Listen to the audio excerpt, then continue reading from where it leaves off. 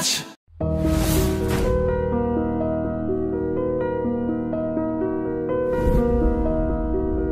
అంటే అరెస్ట్ మీ ఇంటికి వచ్చి తలుపు కొట్టక ముందే నువ్వు రాజమండ్రి జైల్లో ఉన్నప్పుడే నీ బ్లడ్ శాంపిల్ తీసుకున్నారా? తీసుకొని చాలా చండాలని చేశారు. చేసి కావాలని చెప్పేసి తప్పుడు మెడికల్ రిపోర్టులు తెప్పించి ఇచ్చేసి కోర్టుకి చూపించారు. కోర్టు కూడా ఆయన నమ్మలేదు. హైకోర్టుకి వెళ్తే హైకోర్టు ఏం చేసింది, నన్ను నిర్దోషిగా ప్రకటించింది. హైకోర్టు అయితే చాలా స్పష్టంగా చెప్పింది, నిర్దోషి అని చెప్పింది, అందులో ఎలాంటి డౌట్ లేదని కోర్టు కూడా కేసు కొట్టింది. కానీ నీ మీద మచ్చ అయితే వాడు కనిపిస్తుంది కదా. సత్యంబాబు అనే వ్యక్తి బాగా ఫేమస్. అయ్యేష మీరకు అసలు కోర్టు చాలా స్పష్టంగా చెప్పింది నువ్వు నిర్దోషి, అందులో డౌటే లేదు. కానీ ఈ మచ్చ నుంచి బయటపడడానికి నువ్వేం చేయబోతున్నావు? అసలు నిన్నే ఎందుకు టార్గెట్ చేశారు పోలీసులు? మచ్చ నుంచి బయటపడటానికి ఇంకొకటి ఏంటంటే ఇంకేమీ లేదండి. నన్ను హైకోర్టు నిర్దోషిగా ప్రకటించింది. నేను నిర్దోషిని. పోలీసు వాళ్ళు ఎన్నో చెప్పుకుంటారు, ఎన్నో చేసుకుంటారు. ఒకటి ఏంటంటే నేను అవన్నీ పట్టించుకోను. ఏమండి, అవన్నీ ఇంకా మనం పట్టించుకుంటే వాళ్ళనే మాటలకి, వాళ్ళని చేసే పనులకి ఈ సమాజంలో మనిషి భయపడే అంతబడికి మనిషిని భయపెడతారు. మనిషి ఎప్పుడైతే ఆ యొక్క దాని విషయంలో ఎదుర్కొంటాడో, ఎదుర్కొన్న వ్యక్తిని ఇంకా భయపెట్టడానికి లేదు. వాళ్ళు ఎన్ని చేసుకున్నా నేను భయపడను. కానీ నన్ను హైకోర్టు నిర్దోషిగా ప్రకటించింది.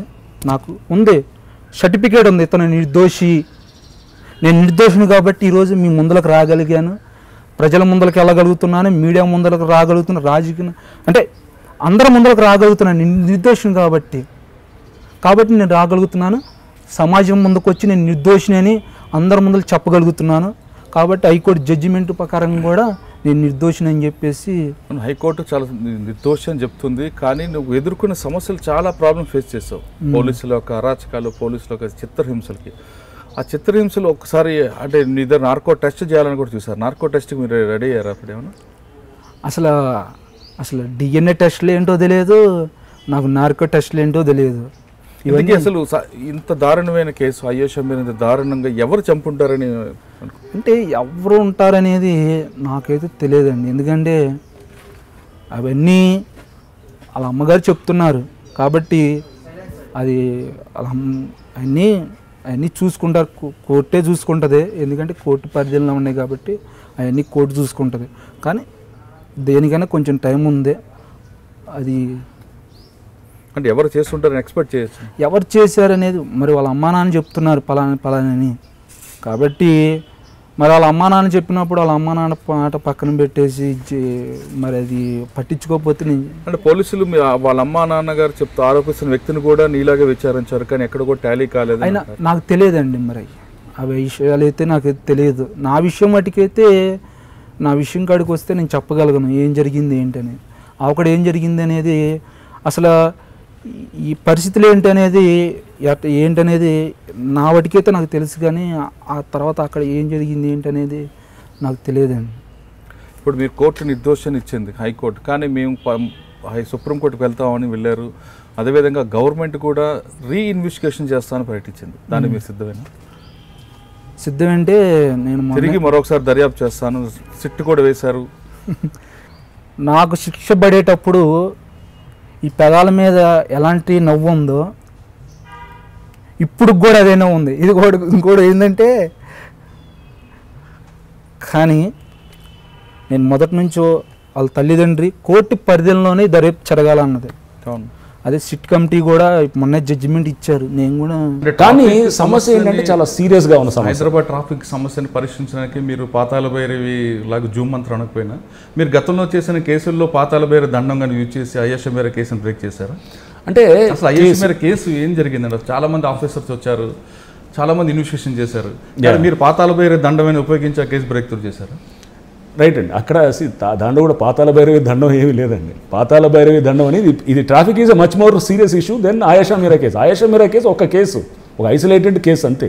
బట్ ట్రాఫిక్ అనేది 1,30,00,000 సంబంధించిన సమస్య. సో దీనికి మంత్రదండం అనేది అంత ఈజీ కాదు. అయేష మీరా కేసు అనేది అదొక డిఫరెంట్ పర్స్పెక్టివ్లో చూడాలన్నమాట.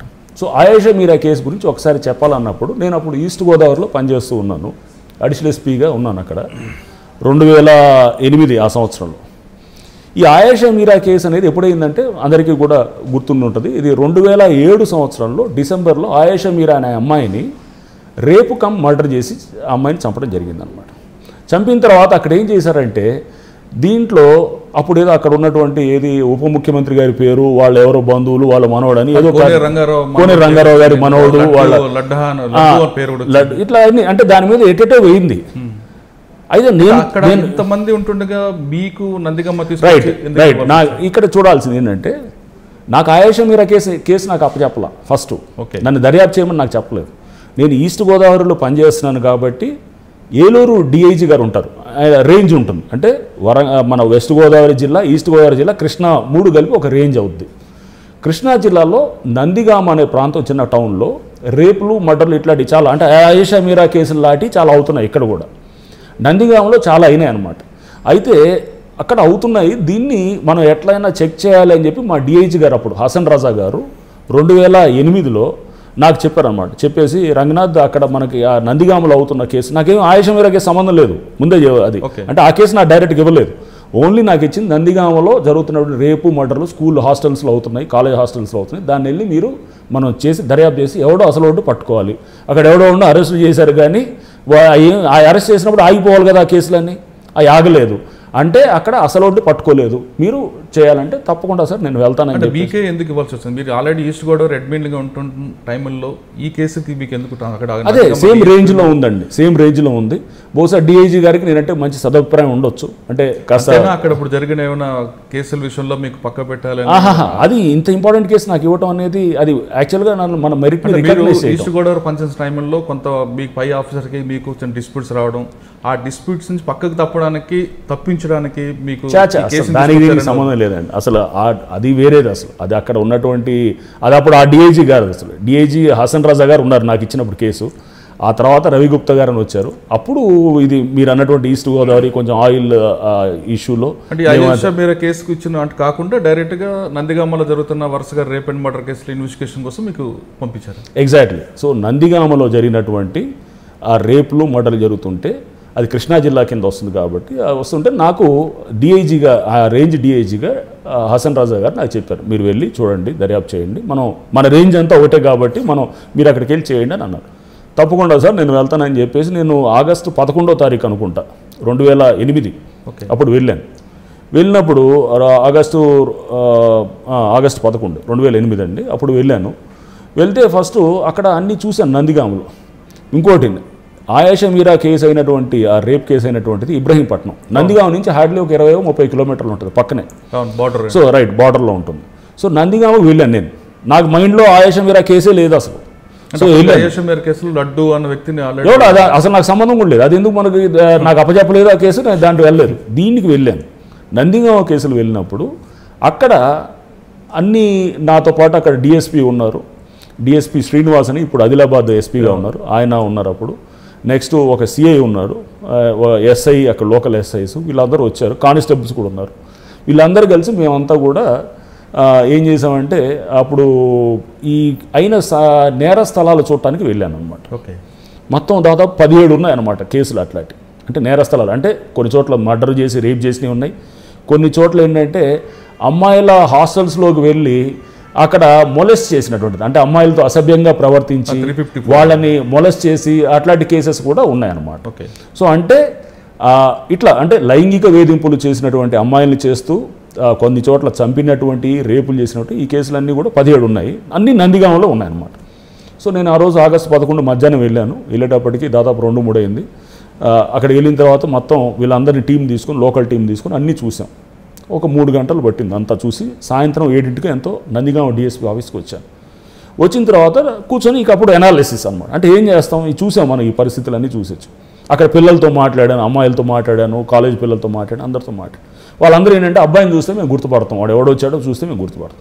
ప్రతి చోట కూడా ఏమవుతుందంటే వాడు వచ్చేవాడు దొంగ ఎవడైతే వచ్చి ఇది అక్యూజ్డ్ ఉన్నాడో ఆ వ్యక్తి లోపల బోల్ట్ ఉంటే కనుక బోల్ట్ని మెల్లిగా ఇది పక్కన చేతిలోంచి అంటే గ్రిల్ ఉందనుకోండి, గ్రిల్లోంచి చేయబెట్టి తీయటం, లేకపోతే కొన్ని చోట్ల అసలు బోల్టే లోపల వేసుకోకుండా ఉన్నారనుకోండి వెళ్ళిపోవటం. వెళ్ళిపోయిన తర్వాత చిన్న చిన్న దొంగతనాలు కూడా చేస్తున్నాడు అనమాట. అక్కడ లోపలికి వెళ్ళి అమ్మాయిలతోటి లైంగికంగా వాళ్ళతోటి ఇబ్బంది పెడుతూ దాంతోపాటు చిన్నది ఏమన్నా స్పీకర్లో పాడవబీడు ఇట్లాంటి ఏదో చిన్న చిన్న ఆడియో స్పీకర్లు ఉండేవి, లేకపోతే చిన్న ఏమన్నా దొంగతనం కూడా చేస్తున్నాడు. అంటే వీడు దొంగతనాలు చేస్తూ లైంగికంగా కూడా అక్కడ చేస్తున్నాడు అనేది మనకు అక్కడ అర్థమైంది. అన్ని నందిగామలని. రైట్. సో డిఎస్పీ ఆఫీస్కి వచ్చాం. నందిగామ డిఎస్పీ ఆఫీస్కి వచ్చిన తర్వాత అక్కడ నేను వీళ్ళందరితో కూర్చున్నాం. డిఎస్పీ, అక్కడ సిఐ, ఎస్ఐస్ అందరూ ఉన్నారు, కానిస్టేబుల్స్ కూడా అందరినీ పెట్టి ఇక చర్చించడం మొదలెట్టాం. అసలు ఎందుకు ఇక్కడ ఇన్ని అయినాయి, మరి ఏంటి దీంట్లో అనేది మరి డ్రా చేస్తాం. అంటే మైండ్కి పదును పెడుతున్నాం అనమాట. పెట్టినప్పుడు ఫస్ట్ పెట్టింది ఏంటంటే, ఇప్పుడు వీడు అన్ని చోట్ల కూడా ఏది నందిగామలో అయినాయంటే వీడు నందిగామ వాస్తవుడు అనేది ఒకటి. అంటే లాజిక్ తోటి చేసిన కేసు అండి ఇది, సింపుల్గా లాజిక్ తోటి చేసిన కేసు కాబట్టి ఫస్ట్ ఏంటంటే నందిగామ వాస్తవుడు అయి ఉండొచ్చు, ఎందుకంటే అన్ని నందిగామలో జరిగినాయి కాబట్టి ఫస్ట్ అంటే పెట్టుకున్న పారామీటర్. రెండో పారామీటర్ ఏంటంటే, ఇక్కడ వాడు వచ్చినప్పుడల్లా ఏదో ఒక చిన్న చిన్న చోట్ల దొంగతనాలు చేస్తూ ఉన్నాడు. అంటే వీడు దొంగతనాలు అలవాటు ఉన్న వ్యక్తి అనేది రెండో పారామీటర్, లాజికల్ పారామీటర్. అమ్మాయిలతోటి చేస్తూ వాడు దొంగతనాలు కూడా చేస్తున్నాడు. అంటే చిన్న చిన్న దొంగతనాలకు అలవాటైన చిల్లర దొంగ ఇతను అనేది ఒకటి పెట్టుకుంది. సో రెండు. మూడవది అతి ముఖ్యమైనది ఇంకోటి పారామీటర్స్, అంటే లాజిక్ ఎలా డ్రా చేస్తాం అనేది. కేసు క్రాక్ చేయాలంటే కనుక మనం మైండ్ని పదును పెడుతూ ఎనాలిసిస్ చేస్తాం. అప్పుడు మూడో పారామీటర్ పెట్టుకుంది ఏంటంటే, ఎస్ ఇక్కడ ఒక 6 నెలల పాటు ఒక్క రేపు మర్డర్ అవ్వలేదు అక్కడ. ఏది రేపు మర్డర్ కానీ లైంగిక వేధింపులు అవ్వాల. అంటే నేను వెళ్ళిన టైం 2008 ఆగస్టులో వెళ్ళాను కదా, 2008 జనవరి నుంచి జూలై ఎండింగ్ దాకా అసలు ఒక్కటి లేదనమాట. ఒక్క కేసు లేదు. అంతకుముందు దాదాపు ప్రతి నెల 2-3 అవుతున్నాయి. 2008 ఆగస్టులో కూడా నేను వెళ్ళే ఒక 4 రోజుల ముందు కూడా ఒకటి అయింది హాస్టల్లో. అప్పుడే డిఐజీ గారు నాకు చెప్పారు, ఇక మొన్న కూడా అయింది, అప్పుడు ఆగిపోయింది అనుకున్నాం, మళ్ళీ మొదలైంది, జాగ్రత్తగా నువ్వు వెళ్ళి చూడండి అని అన్నాడు. అంటే ఈ 6 నెలలు ఆగడానికి ఏంటి కారణం అనేది అనాలిసిస్లో పారామీటర్స్ థర్డ్ పారామీటర్. ఈ 6 నెలలు ఆగటానికి ఏదో ఫోర్స్డ్ పరిస్థితుల్లో అతన్ని కట్టడి చేసి ఉంటాయి. ఫోర్స్డ్ పరిస్థితులు ఎక్కడ ఉంటాయి అంటే, అతన్ని చేయాలన్నా చేయలేని పరిస్థితులు ఉండాలి, జైల్లోనే ఉండాలి. ఈ 6 నెలల పాటు జైల్లో ఉన్నటువంటి వ్యక్తి నందిగామ వాస్తవుడు ఫస్ట్ పారామీటర్. రెండోవాడు దొంగతనాలు అలవాటు ఉన్న వ్యక్తి ఎవడు అనేది పెట్టాం లాజిక్. పెడితే వెంటనే అక్కడ ఒక కానిస్టేబుల్ ఒకతున్నాడు, కోర్టు కానిస్టేబుల్. సార్ ఒకడు ఉన్నాడు ఈ 6 నెలల్లో జైల్లో ఉండి ఇక్కడే లోకల్ ఉండి చిన్న చిన్న దొంగతనాలు చేసేవాడు సత్యం బాబు అని ఒకడు ఉన్నాడు సార్, అతన్ని మేము జనవరిలో అరెస్ట్ చేసాం, సెల్ ఫోన్ దొంగతనం విషయంలో అరెస్ట్ చేసాం, జనవరి 2008లో అనమాట. అరెస్ట్ చేసినప్పుడు అతను కొంచెం వైల్డ్గా రియాక్ట్ అయ్యాడు, చాలా అగ్రెసివ్గా రియాక్ట్ అయ్యాడు, కానిస్టేబుల్ మీద కొట్టడానికి వచ్చాడు చిన్న దీంట్లో ఒక సెల్ ఫోన్ దొంగతనం విషయంలో అనేది అన్నాడు. అతను ఎప్పుడు దాకా ఉన్నాడు జైల్లో అన్నాడు. జనవరిలో ఎప్పుడు చూపించారు, 26, 27 ఎప్పుడు ఎండింగ్లో ఎప్పుడు అరెస్ట్ అయ్యాడు. జనవరిలో అయ్యి ఆగస్టు కరెక్ట్గా ఈ అఫెన్స్లు అయ్యి ఒక వారం 10 రోజుల ముందు రిలీజ్ అయ్యాడు. అన్నీ సూట్ అవుతున్నాయి, ఫోటో ఉందా అని అడిగాను. ఫోటో వెంటనే సత్యంబాబు ఫోటో ఇచ్చాను. ఈ నేను చూసిన అమ్మాయిలు ఆల్రెడీ వెళ్ళాం కదా, అమ్మాయిలకి పంపించాం, ఫోటో చూపించాం. సార్ ఇతనే వచ్చాడు, ఇతనే చేసిందంతా అని అందరూ గుర్తుపెట్టారు. సో గుర్తుపెట్టిన తర్వాత వెంటనే అతన్ని నైటు 2011 ఆ రోజు నైటు పికప్ చేసాం. అంటే జైల్లో ఉన్నాడు, బయటకు వచ్చేసాడు. బయటకు వచ్చిన తర్వాత పికప్ చేసాం. పికప్ చేసి పోలీస్ టీం వెళ్ళారు. అతన్ని ఇంట్లో ఉంటే అతను ఏదో చిన్న గుడిసెలోనే ఎక్కడ మామూలు చిన్న పూరిల్లో ఏదో ఉన్నాడు, ఉంటే అతను పికప్ చేసుకుని వచ్చాం. నందిగామ అతనే పికప్ చేసుకొచ్చిన తర్వాత అతను చాలా స్ట్రైట్గా ఫస్ట్లో కాదు లేదన్నప్పుడు వీళ్ళ పిల్లలు అందరూ వాళ్ళని ఎదురు పెట్టినప్పుడు టక్మని ఇంకేం మాట్లాడడానికి ఏం లేదు, ఎదురుగా ఉన్నారు, గుర్తుపెట్టారు. చెప్పిన తర్వాత హీ అడ్మిటెడ్, ఒప్పుకున్నాడు అమ్మ. ఒప్పుకున్న తర్వాత ఏం జరిగిందని ప్రతి చోట కూడా చెప్తే పూసగుచ్చినట్టు చెప్తున్నాడు. ప్రతి దాంట్లో ఇగో ఈ కేసులో ఇలా వెళ్ళాను సార్, ఈ కేసులో ఇలా వెళ్ళానని చెప్పి ప్రతి కేసు రీకన్స్ట్రక్షన్ కూడా చేయించారు అంతా మొత్తం. నెక్స్ట్ ఏది నైట్ అక్కడికి వెళ్ళినప్పుడు ఇట్లా వచ్చాను సార్, నేను ఇటు వెళ్ళి మళ్ళీ ఇటు నుంచి బయటకు వచ్చాను అన్నీ చెప్పేస్తున్నాడు. అక్కడ వాడు చూడలేదు అప్పుడు, అంటే అతను స్పాట్లోకి తీసుకెళ్ళలేదు. ఇక్కడే ఇంటరాగేషన్ చేస్తున్నప్పుడు చెప్పాడు, నేను ఈ డోర్ నుంచి ఎంటర్ అయ్యాను అంటే అదంతా చూడకుండానే అతను అంత పర్ఫెక్ట్ చెప్తున్నా అంటే అతనే చేశాడనేది కదా. సో అంతా 11-17 కేసులు ఇట్లా ఉన్నాయన్నమాట. అన్నీ చెప్పాడు. అక్కడ పబ్లిక్ ఐడెంటిఫై చేస్తున్నారు. సో చేసిన తర్వాత ఒక చోట ఏమైందంటే ఇతను బేల్దారి పని చేస్తాడన్నమాట, అంటే తాపీ మేస్త్రి పని కూడా చేస్తున్నాడు. ఆ ముందు చెప్పాను కదా, ఆగస్టులో నేను వెళ్ళక ముందు 4 రోజుల ముందు ఒక హాస్టల్లో చెప్పులకు అంతా ఇది కాస్త ఏది ఆ సిమెంట్ మరకలతో ఉన్నటువంటిది దొరికిందన్నమాట. దొరికి ఒక మొత్తం దానికి అక్కడ ఏంటంటే మనకి ఆ చెప్పులతోటి మరకలు ఇదంతా కూడా దొరికేటప్పటికి వెంటనే ఇది సిమెంట్ పని కూడా అనుకున్నాం, ఇతను అదే పని చేస్తాను అక్కడ అయ్యేషమీర కేసులో కూడా. రైట్. సో అయితే ఇతను తీసుకొచ్చి ఇంట్రాగేట్ చేసినప్పుడు ఈ 17 కేసులు పర్ఫెక్ట్గా అన్నీ టాలీ అయినది. అన్నీ చెప్పిన తర్వాత ఇతను క్రమంలో ఆయేషా మీరా కేసును కూడా అడ్మిట్ అయ్యాడు. అది కూడా అంటే బలవంతంగా చెప్పించడం వల్ల వచ్చాడు లేదా వాడికి వాడు అడ్మిట్ చేశాడు? వాడికే అతనే ఆయేషా కేసెస్ మా మైండ్లో లేదు అసలు. అతను చెప్తూ మాటల్లో దెబ్బలు తట్టుకోలేక అదే చెప్పండి. అదే అక్కడ ఆయేషా మీరా కేసు చెప్పినప్పుడు వెంటనే ఏం చేశారు, ఇప్పుడు అక్కడ ఆల్రెడీ అతన్ని అక్కడ డిఎన్ఏ ఫింగర్ ప్రింట్స్ అవన్నీ అక్కడ తీసుకున్నారు. అక్కడ స్పాట్లో స్పర్మ్ ఇవన్నీ కలెక్ట్ చేసి ఉన్నాయి. అన్నీ చేసిన తర్వాత ఇతని దగ్గర ఇవన్నీ కలెక్ట్ చేశారు ఈ స్పాట్లో. ఆ తర్వాత అంటే మళ్ళీ మీకు చెప్తాను సీక్వెన్స్లో ఏంటంటే, నేను ఆగస్టు 11 నైట్ అయిపోయింది, 12వ తారీఖు మార్నింగ్ సత్యంబాబుని అక్కడ వదిలేసి నేను హైదరాబాద్కి వెళ్ళాను. అంటే మీరు డిఐజీకి చెప్పారు ఆల్రెడీ బ్రేక్ త్రూ వచ్చింది కేసు? బ్రేక్ త్రూ వచ్చింది డిఐజీకి చెప్పాను. అప్పుడు కృష్ణా జిల్లా ఎస్పీ రామకృష్ణ గారు అని ఉండేవారు. సో ఆయన ఏంటంటే ఇక అది కేసు మనిషి దొరికిపోయాడు కదా, ఆయన అన్నాడు సార్ మా కేసులు మేము చేసుకుంటాం అని అన్నారు అన్నమాట. అంటే మనిషిని పట్టుకోవడం నాకు ఇచ్చింది అనమాట. అక్కడ ఆగాలి. బ్రేక్ త్రూ అనేది 3 పారామీటర్లో మీరు దాన్ని బ్రేక్ తీసుకొచ్చారు. అదంతా చెప్పాను. ఎలా ఫీల్ అయ్యారండి? ఫస్ట్ థింగ్ అండి, ఆ బ్రేక్ త్రూ అవ్వడానికి ప్రధాన కారణం ఏంటంటే నా మీద ఎటువంటి ఒత్తిడి లేదు. ఫస్ట్ అంటే అక్కడున్న లోకల్ అధికారుల మీద ఆయేషా మీరా కేసులో కూడా ఇప్పుడు నాకేం పెద్ద ఎక్స్ట్రాడినరీ జీనియస్ ఏం కాదు, నేను అబవ్ యావరేజ్గా ఉండే ఒక మామూలు సింపుల్గా ఆలోచన చేసే వ్యక్తిని. కాకపోతే నా మీద ప్రెషర్ ఏమీ లేదు, ఎందుకంటే నేను అక్కడికి వెళ్ళి చేస్తే చేయొచ్చు లేకపోతే లేదు, నా ఇష్టం. నేను ఆ ఈస్ట్ గోవా నుంచి వెళ్ళాను కాకినాడ. సో ఎవరిని పట్టుకోవాలా అసలు ఏమీ తెలియదు. నందిగామ మొదటిసారి వెళ్ళాను నేను ఆ కేసుకి, మొదటిసారి ఆ ఊరికి వెళ్ళాను. టాస్క్ కూడా అది కాదు కాబట్టి అంటే నాకేంటంటే చాలా రిలాక్స్డ్గా నేను పనిచేశాను. అందుకోసం ఏంటంటే అప్పుడు అసలు ఆయేషా మీరా కేసులో పోలీసులు కొంచెం తప్పటడుగులు వేయడానికి ప్రధానమైన కారణం ఏంటంటే ప్రెషర్ అన్నమాట. అటు మీడియా నుంచి ప్రెషర్ ఉండింది, ఆ ప్రభుత్వం నుంచి బహుశా అప్పుడు ప్రెషర్ ఉండొచ్చు. లేకపోతే కనుక ఆయేషా మీరా తల్లి కూడా ఆమె బాగా అంటే వచ్చేసి ఆమె బాధపడటం తప్పకుండా బాధ ఉంటుంది, కూతురు చనిపోయిందంటే బాధ ఉండేది. ఇవన్నీ కలిపి ఇవన్నీ ప్రెషర్స్ తోటి ఎక్స్పెక్టేషన్స్ చాలా పెరుగుతాయి అన్నమాట.